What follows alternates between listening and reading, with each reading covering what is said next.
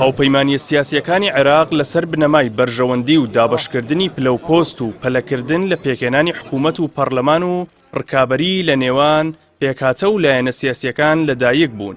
بەشێک لەو هاوپەیمانیانە دەرز و کەلێنی گەورە لە نێوانیاندایە و لە هەر ساتێکدا ئەگەری هەڵوەشاندنەوەیان هەیە. بس مو دفاعا اسأل الوسط السياسي. هەیبەت حەلبوسی ئەندامی پەرلەمانی عێراق لە پارتی تەقەدوم پێشبینی کرد هاوپەیمانی سیادا دوای ساڵێک لە دروستکردنی بەم نزیکانە هەڵوەشێتەوە. هۆکارەکەشی بۆ پابەندنەبوونی لایەنە هاوبەشەکانی نێوان هاوپەیمانیەکە بە بەڵێننامە و بنەما گەڕاندەوە.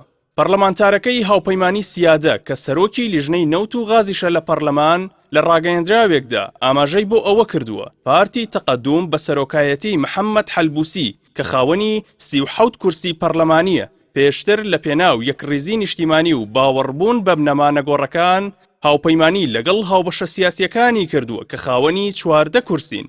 وتیشی هۆکاری نزیکبوونەوەی هەڵوەشاندنەوەی سیادە زاڵکردنی بەرژەوەندیە کەسیەکانە لەلایەن زۆرینەی هاوبەشە سیاسیەکانی نێو هاوپەیمانیەکەوە.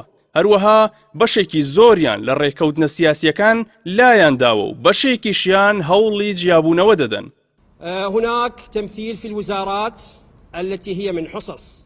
ڕۆژی چوارشەمەش محەممەد بەیاتی دەستی لە ئەندامەتی فراکسیۆنی سیادا لە پەرلەمانی عێراق کێشایەوە و سربەخۆیی خۆی ڕاگەیاند. ڕۆژی هەینیش 4 ئەندامی دیکە بە ناوەکانی فەلەح زێدان، لەتیف وەرشان، عادل مەحلاوی و یوسف سەبعاوی کشانەوەی خۆیان لە فراکسیۆنی سیادە و پارتی تەقەدوم بە سەرۆکایەتی محەممەد حەلبوسی سەرۆکی ئەنجومەنەکە ڕاگەیاند. پێشبینیش دەکرێت لە ڕۆژانی داهاتوودا دەست لە کارکێشانەوەی زیاتر لە ڕیزی سیادە بێتە ئاراوە، بە تایبەتیش لەگەڵ نزیکبوونەوەی کاتی ئەنجامدانی هەڵبژاردننی ئەنجومەنی پارێزگاکانی عێراق و ئەنجامدانی هەڵبژاردننی پێشوەختە. يعني يكون الشيخ خميس الخنجر رئيسا لهذا التحالف. هاوپەیمانی سیادا 25 کانونی دووەم واتە مانگی 1 2022 بە سەرۆکایەتی خەمیس خەنجەر دروست بوو. لە هەر یەک لە هاوپەیمانی تەقەدوم بە سەرۆکایەتی محەممەد حەلبوسی سەرۆکی پەرلەمان و هاوپەیمانی عەزم بە سەرۆکایەتی خەمیس خەنجەر پێک هاتووە و خاوەنی زیاتر لە 60 کورسی پەرلەمانیە. لەلایەکی دیکەوە ناکۆکی گەورە و هەڕەشەی جیابوونەوە لە ناو هاوپەیمانی چوارچێوەی هەماهەنگی شیعەکانیش دروست بووە و ئەو ناکۆکیەش بە تایبەتی لە نێوان هاوپەیمانی دەوڵەتی یاسای نووری مالیکی و هاوپەیمانی عەسایبی ئەهلی حەقی قەیس خەزعەلیدا گەیشتووەتە لووتکە کە هۆکارەکەشی بۆ پێدانی دەسەڵاتی بەرفراوان بە محەممەد سوودانی و چۆنیەتی دابەشکردنی پۆست و وەزارەتە ئەمنیەکان بە تایبەتیش دەستگای هەواڵگری و ئاسایشی نیشتیمانی دەگەڕێتەوە.